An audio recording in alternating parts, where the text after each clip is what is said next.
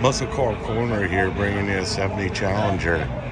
You don't see too many of the Shaker N96 option on these Challengers for some reason. More of them are on the Cudas.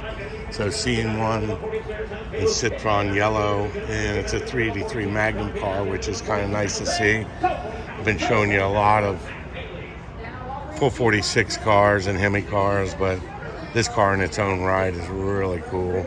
I love the color, love the Shaker, I love the 383. It's an 8 3/4 rear, 391 gear. These 383s are a different animal than the 440. They really revved. You had the best of both worlds. You had a small block and a big block all wrapped in one. And 383 ended up going, to Chevrolet, and after he stroked one, that's what the cubes were on, which is kind of ironic.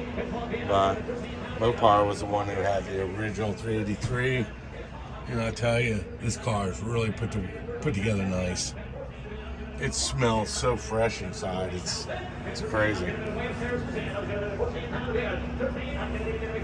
So, love the RT stripes with this color, the Citron yellow. Man, I tell you what, this thing just talks. I don't remember the bumper being black like that. I believe they've done that. I don't know. I'll have to look back on that. I don't see that too often. I don't believe they were two-tone from the factory. I think somebody did that. This car is sweet. There's the old Pistola grip right there.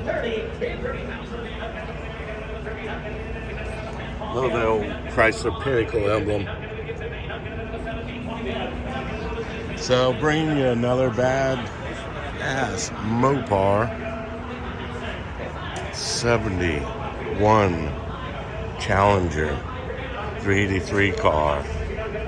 Super cool.